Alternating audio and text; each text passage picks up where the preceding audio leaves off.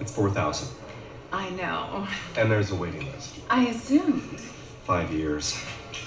For a bag? It's not a bag.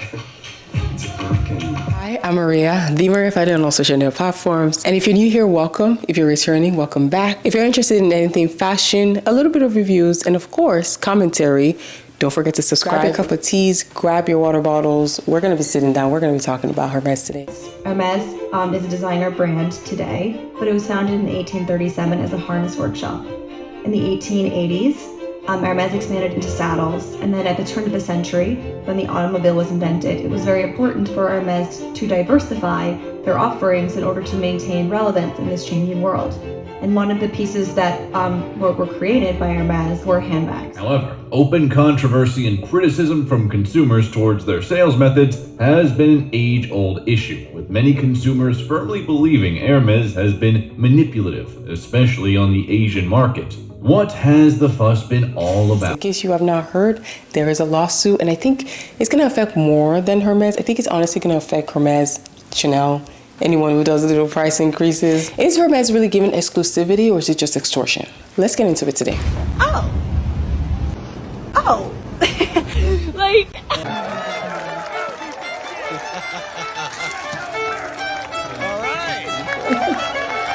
Pav, when you finally won the Hermes game. In case you don't know the Hermes game, the whole point is you play a game to be able to be offered a Birkin bag. The goal here is a Birkin bag. You can have a mini Kelly if you want, but typically it's the Birkins that you are working towards. Let's say you're shopping. You love the look of a Birkin, which I still don't get, but you love the look of a Birkin and you're like, I really, really want to get a Birkin. How can I go about getting it? Well, you're going to have to do something called playing the game, playing the Hermes game. There's a catch, clearly. That's what the point of the game is. You can't just go into the store and say, hey, I want a Birkin. I mean, unless, of course, you're like Rihanna or I don't know, you're like a Kardashian or someone super duper famous. Clearly, if you go into a Hermes store, I'm sure you'll get your offer soon enough. I don't think this is affecting those ultra rich or in this case famous.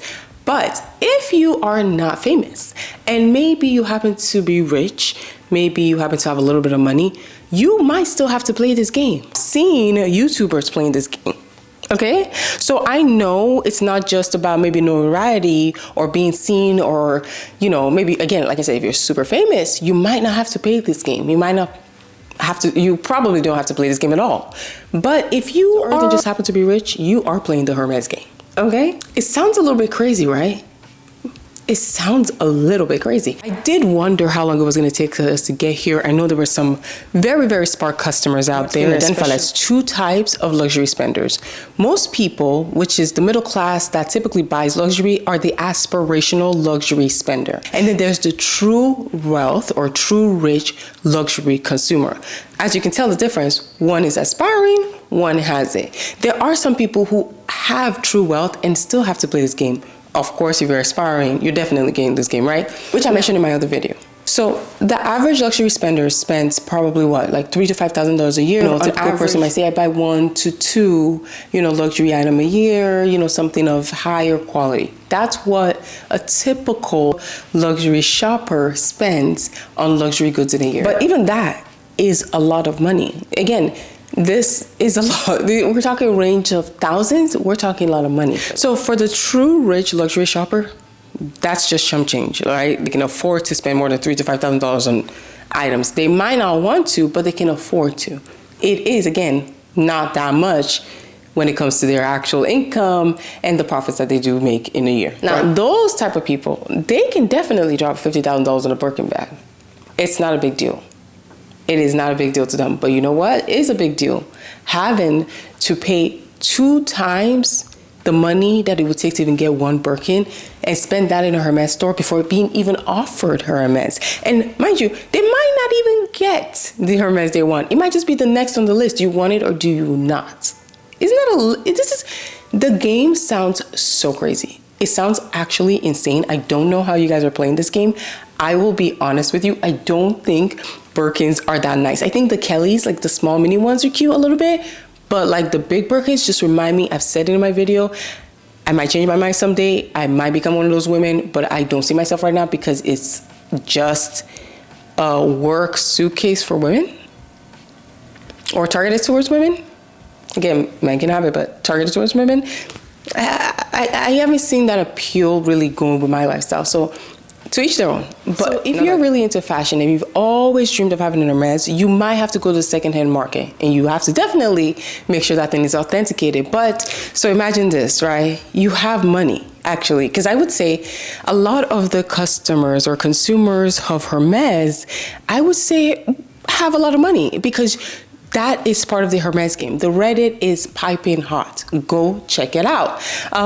The YouTube videos here are also very interesting to watch. It is insane. Shopper, you and me, we have to really be thinking though. You gotta put your thinking caps on, okay? Put that cap on right now if you want. And it's all about psychology. Like, don't be fooled. Every company have done like psychological tests, market research. They know who their customer are. They know exactly who you and me and the typical spending habits are for a typical like me and you. Okay, so they know the ultra rich also respond to exclusivity.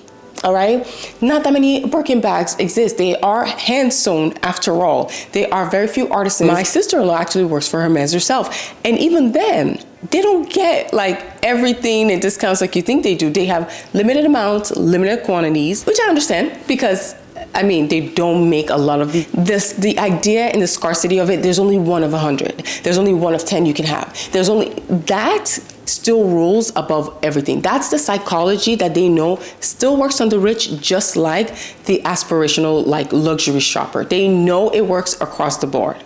We all want what we can't have. They know it works on everyone. So this is a tactic that's worked for them for so long. Can they really not hire more people to sew more bags? They can. Now, I'm not saying for less price or anything like with cheaper labor. I'm literally mean hire more people, expand and produce more. I understand that they keep it that way because they have a certain system. It serves the culture of the work, the materials and all of it. It takes time, right? I get it. I don't think that these bags actually do have value. I do see that they are great leather, right? But they cost a fortune.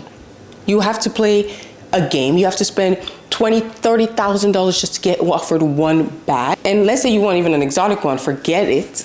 You might be spending close to 50 to 100K just to even get offered a bag. Are we, I know we all want what we can have, but this is a ultra rich people problem. Like, I cannot really say I relate. Can you really say you relate? The average consumer, like, were you gonna go buy a Birkin anyway?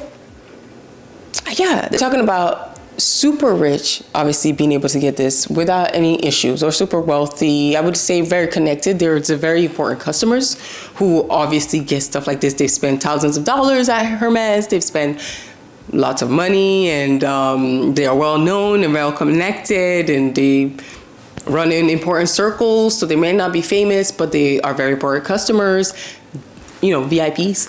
They would still get the bag. Because again, they are that rich. They are that connected. I'm not saying that you're not rich if you can't get a Birkin. I think you are still rich to even think you want to get a Birkin in the first place. I'm not calling you out in case it stings somebody out there.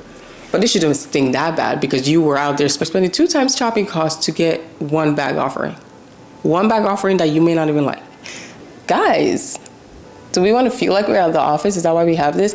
Again, I understand it could be a cool mom bag. It's very spacious. It's long lasting. I know all the good. Okay?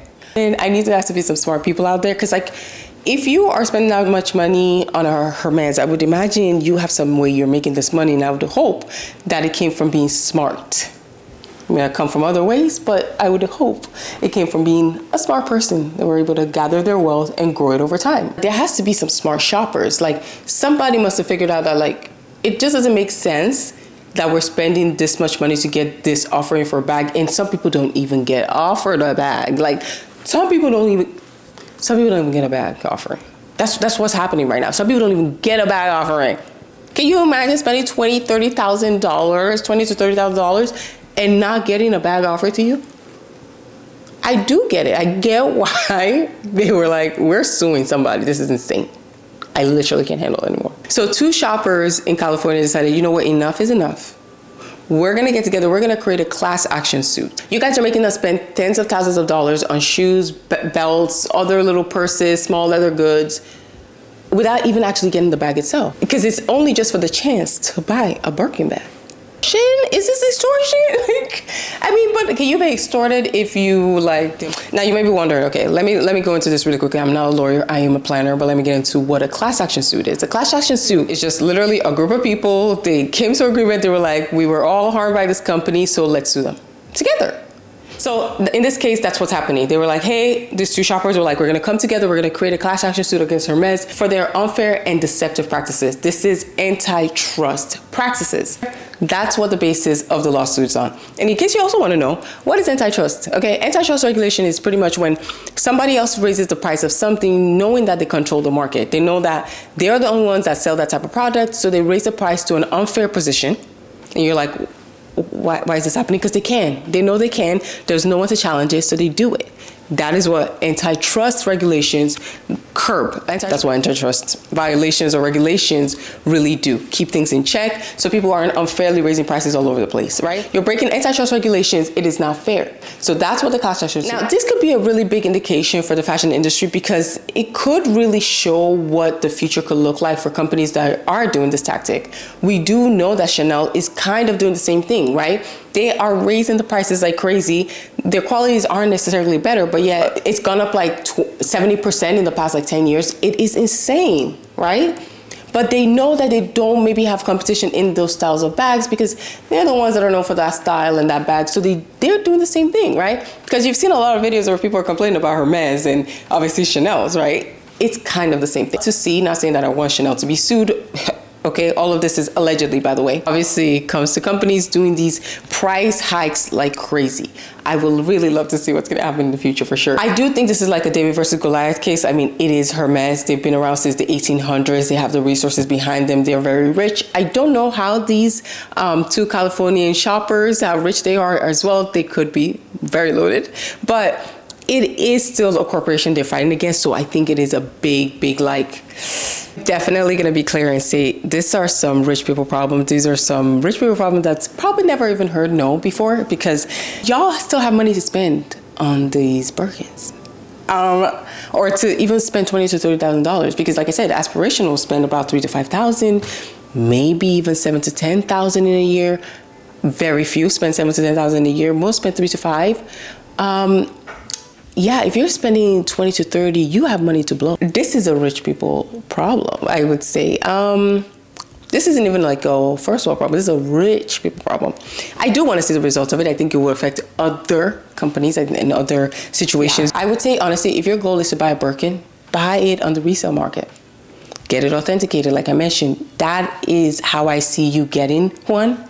And honestly, getting a good worn, like a well-worn bag that's been used and, I think for a Birkin that's been resold anyway, for me, kind of has a little bit of value than a new one. Don't get me wrong, I think a new one's cool too. I love, new stuff too. But I'm just saying, if you want a Birkin at this point, just go to the resale market. I think this is a rich people problem. I want to go into the store and I want to walk out with my Birkin bag, with my Birkin baggies.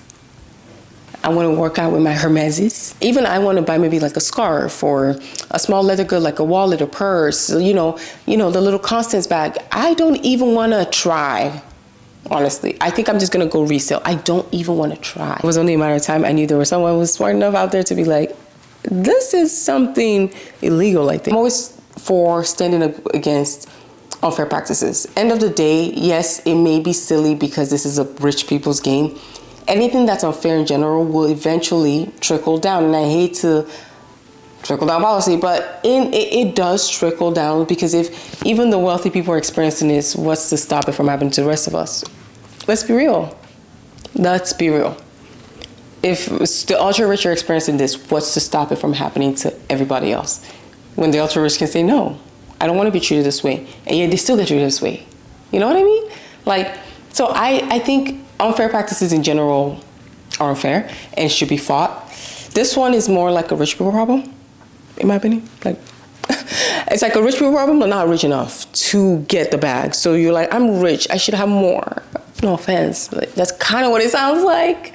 Like, I'm rich, I should be able to get this. Like, my other rich friend got it. You think this is a rich people problem? Do you think, is it going to affect everything else, like I said, with the Chanels and all this stuff? I'd love to know your opinion. Yeah, let me know. I think this is a very interesting case. It's a very fascinating one. Not a lot of its kind, so new frontier. And as always, don't forget to like, comment, and subscribe. And until next time, bye.